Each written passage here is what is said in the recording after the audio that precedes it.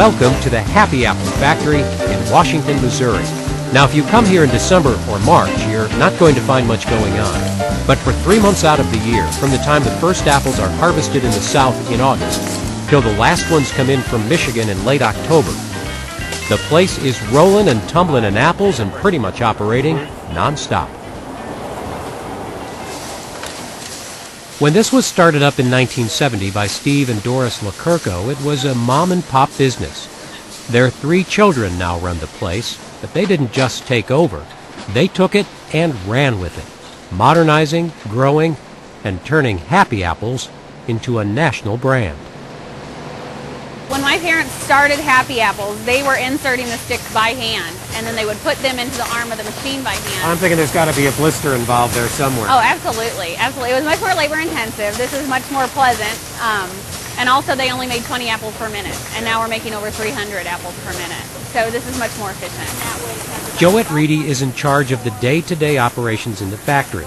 She and her brothers practically grew up in this place, at least during the busy apple season, and now she'll bring her own children by. Her husband, like her brother's wives, are also all part of the Happy Apple operation, which includes making batch after batch of caramel. And the recipe? Is it on a little index card locked away in a safe somewhere? Yes, it is, actually. A lot of people have said, well, I tried to make caramel apples at home and it just didn't quite work out right. Well, there's certain things that we do with the caramel as far as with the recipe to make it so that it stays on the apple so it doesn't slide off, so it looks real nice and you can't see through it, that type of stuff. You'll find the rest of the family upstairs in the office, overseeing the operations of this and another factory near Fresno, California. The LaCurco brothers handle things like the buying of apples, filling orders, shipping. Sharon LaCurco married into the business, and now she handles the marketing. How many apples are we up to now? We're up to about 17 and a half, 18 million apples every year in a 10-week period. And to think that all of this started out because of a mistake. For that story, we went out to the company's apple orchard to meet Steve LaCurco, the founder of Happy Apples. Years ago, Steve, like his Italian immigrant father, had a produce delivery business in the Washington, Missouri area. A customer wanted 2 cases of caramel apples, but somebody misread the 2, and he ended up with 20.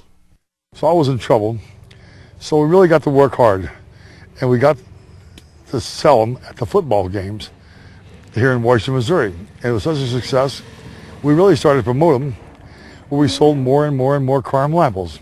And in 1970, Steve LaCurco decided instead of being a middleman, he would build his own caramel apple factory.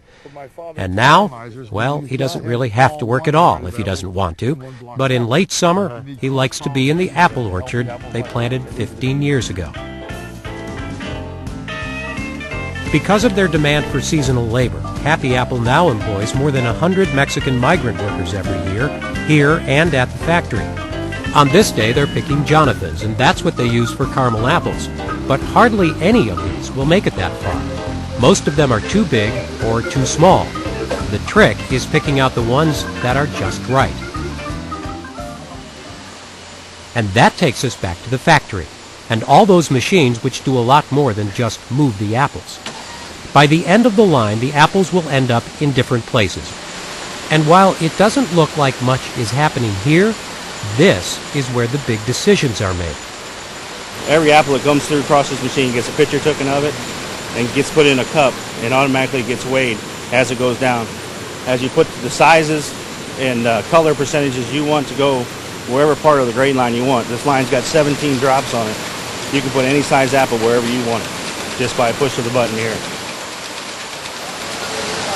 Big, shiny red apples will end up in bags to be sold in area stores and eaten just as they are. Others will be boxed and sold as cooking apples to be made into pies or apple butter. The small and the flawed apples will be pressed into cider, and workers are constantly second-guessing the machines and tossing apples into the cider bin. Only the good apples of just the right size are set aside to be covered in caramel and nuts.